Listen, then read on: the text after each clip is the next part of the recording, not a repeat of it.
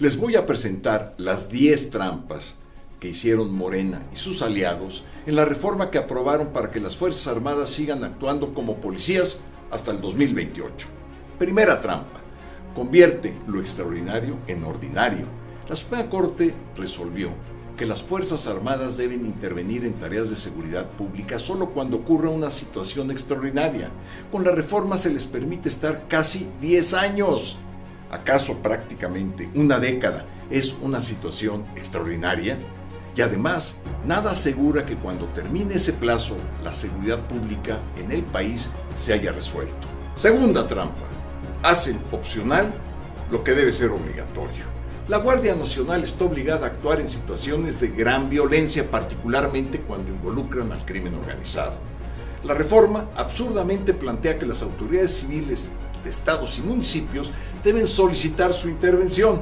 No, las fuerzas federales deben de actuar sin necesidad que se les llame. Es su obligación. Tercera trampa: dicen que la reforma no militariza, pero sí lo hace. La Suprema Corte de Justicia definió que cuando las Fuerzas Armadas actúen, deben subordinarse a un mando civil. ¿Pero qué creen? Todos los mandos en seguridad son militares, incluso los que deberían de ser civiles. La reforma no considera esto, ni obliga a que cumplan con la Constitución. Cuarta trampa: omite regular a las Fuerzas Armadas. La Corte resolvió que cuando las Fuerzas Armadas intervengan en actividades de seguridad pública, debe regularse el uso de la fuerza que realicen. ¿Por qué? Porque su armamento, su capacitación, su disciplina y su doctrina están hechas para eliminar al enemigo, no para proteger al ciudadano. ¿Saben qué especifica la reforma sobre los protocolos y mecanismos para regular el uso de la fuerza? Exacto, nada.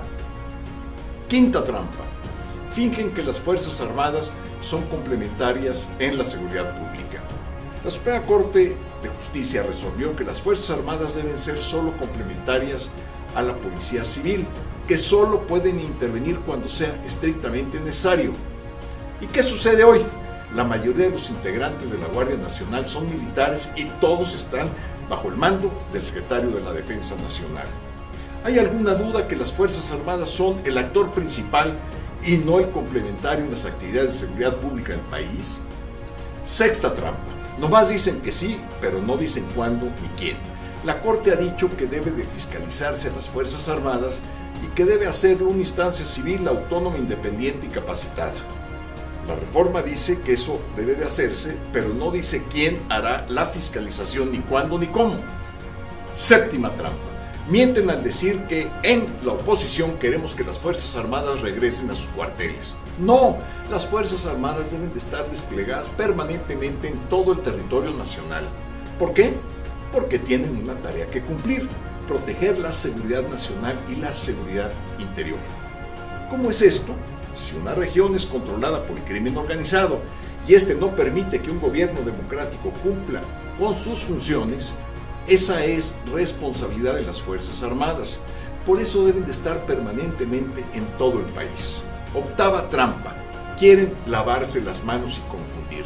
Dicen que las Fuerzas Armadas deben de estar en tareas de seguridad pública porque las policías locales no pueden combatir al crimen organizado.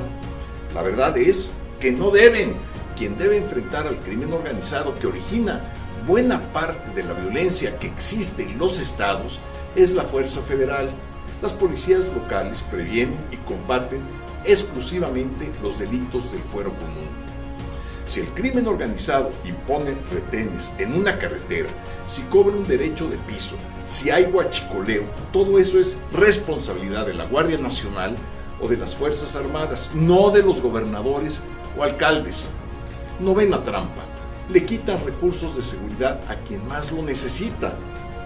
La reforma ordena que se destinen más recursos a los estados que tienen mejores resultados en materia de seguridad pública.